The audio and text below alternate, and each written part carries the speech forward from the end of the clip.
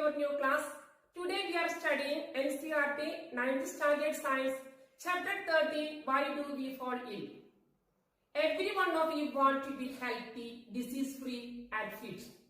To be healthy, we need personal care as well as community involvement. Apart from the importance of the topic for examination, the information given in this chapter is very helpful for leading a healthy life. Students, have you heard the proverb, health is wealth? What does this proverb mean? This proverb means that health is the greatest asset for a human being. And as such, it is not worth living without good health. To keep healthy, it requires several things. Some at personal level and some at community level. According to WHO, World Health Organization, health is a state of complete physical, mental and social well-being and not merely the absence of disease. Thus, being healthy means that one should feel good physically, mentally and socially. The absence of disease does not mean you are healthy. At a personal level, one has to keep his body clean by washing, bathing, brushing teeth, regular physical exercise, and proper rest and sleep. How many of you are doing physical exercise regularly? You should do the physical exercise minimum half an hour every day for keeping healthy body. At a community level, our surroundings should be kept clean with no accumulation with garbage or stagnant water so that the disease spreading insects and pests do not grow. Students, what do you mean by personal health?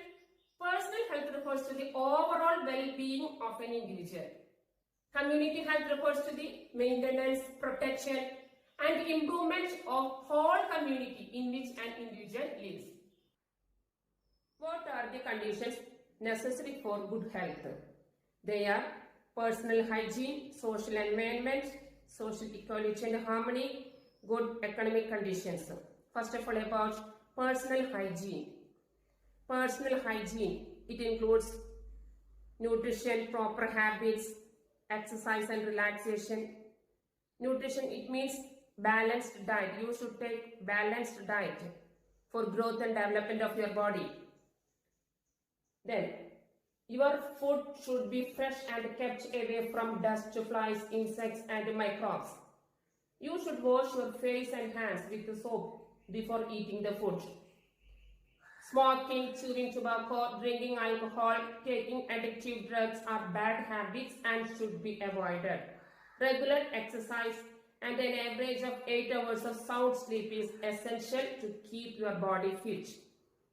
Then, social environment includes clean surroundings, good sanitation, proper garbage disposal and clean drinking water. Good economic conditions includes job opportunities for all for earning to have nutritious food and to lead a healthy life. Social equality and harmony is necessary for a healthy and peaceful life. What do you mean by disease? The word disease means disturbed ease, means being uncomfortable and not at ease. Disease has a specific particular cause for discomfort. However, being disease-free does not mean being healthy. Then, what is the main difference between healthy and disease-free? Healthy is a state of physical, mental and social well-being, whereas disease-free is a state of absence from disease. A healthy person will be disease-free, whereas a disease-free person can be healthy or unhealthy. Then there are two types of diseases, acute disease and a chronic disease. Acute diseases are diseases which last only for a short period of time and does not have long-term effects on health. For example, cold, fever, cough, typhoid, etc. Chronic diseases are diseases which last for a long time and has long-term drastic effects on health. For example, diabetes, tuberculosis, elephantiasis, cancer, all these are coming under the group of chronic diseases. The causes of chronic diseases are well established and well known.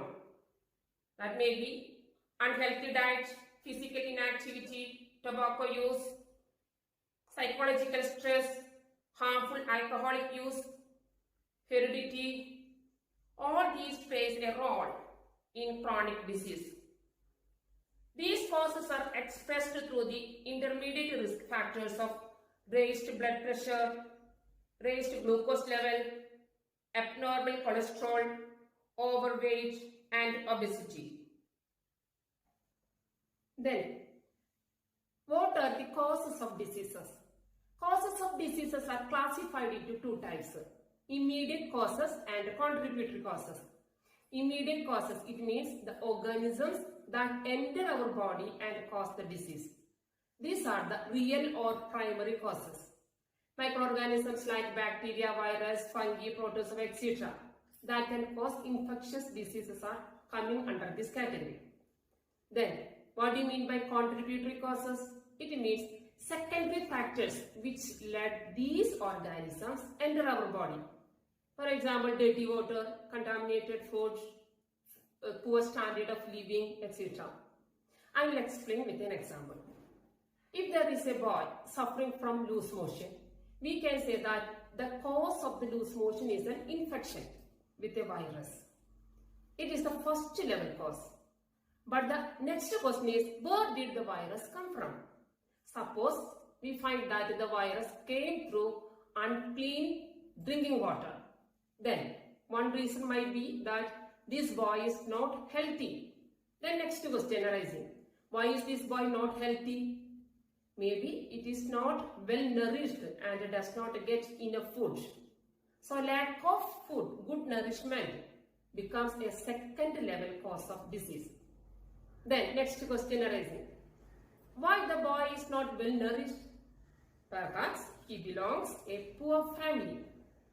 Why was there no clean drinking water for the boy? Maybe the public services are poor where the boy's family lives.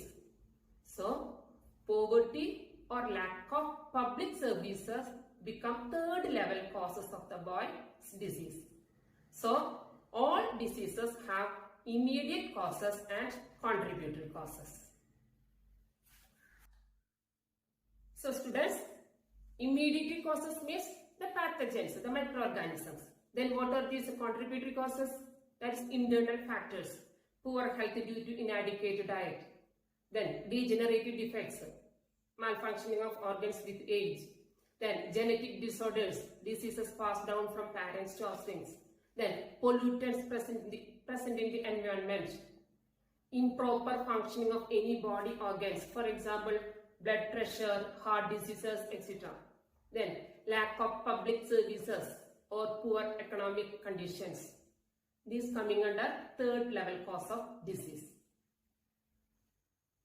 Immediate causes of disease belong to two distinct types: infectious diseases and non-infectious diseases. Infectious diseases, otherwise called communicable diseases. These diseases spread from an infected person to a healthy person through air, water, food, etc. Then, these are caused by microorganisms. Examples of these diseases are common cold, chickenpox, AIDS, etc. Then non-infectious diseases. These are non-communicable diseases. These diseases are not spread from an infected person to a healthy person. Actually, these non-infectious diseases are caused by deficiency of diseases. For example, goiter, rickets, scurvy, etc. Otherwise, metabolic diseases. For example, diabetes, that is coming under the group of non-infectious disease. Then degenerative diseases, arthritis, then disturbed sight. All these are coming under the group of non-infectious diseases. Then allergies, uncontrolled growth of tissues in any part of the body. For example, cancer. All these diseases are coming under group of non-infectious diseases. Next, we are going to discuss about the infectious diseases. Infectious diseases are caused by infectious agents. That means microorganisms causing diseases. Microorganisms such as virus, bacteria, fungi or parasites cause several diseases in our body. Disease-causing microorganisms are called pathogens. Some examples of infectious diseases are here. SARS, severe acute respiratory syndrome. Causative organism, SARS virus. Kala-Azar, causative organism, Leishmania parasites. It is a protozoan. Transmitted by female sandflies. Acne, causative organism, Staphylococci. It is a bacterial disease. Sleeping sickness, causative organism, Trypanosoma. It is also a protozoan disease, transmitted by tsetse fly.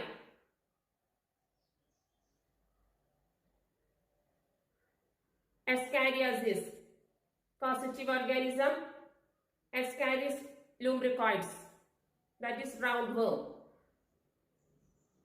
Peptic ulcers, causative organism, Helicobacter pylori. It is a bacterial disease.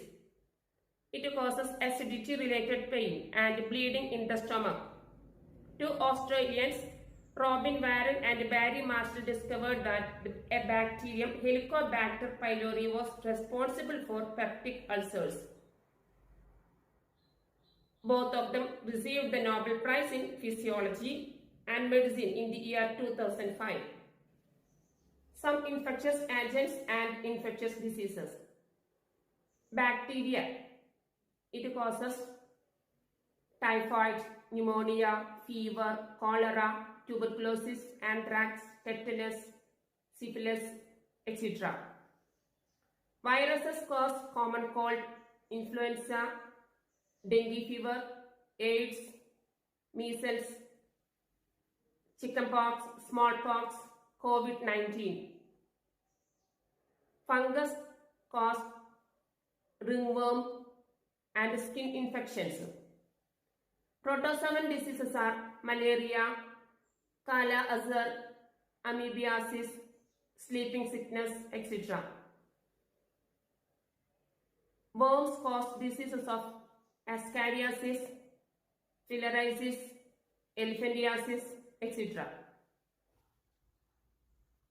Viruses, bacteria and fungi multiply very quickly, whereas worms multiply very slowly. Students, do you know the purpose of dividing infectious agents into different categories? It is to decide the kind of treatment to use, because the same drug will not work against a microbe belonging to different group. For example, antibiotics. Antibiotics are the chemical substances produced by microorganisms of bacteria and fungi to kill or stop the growth of disease-causing microorganisms. First antibiotic, that is penicillin. This antibiotic penicillin blocks the bacterial process of building cell wall. Bacteria can make their cell wall to protect themselves. Then this penicillin blocks the bacterial process of building cell wall.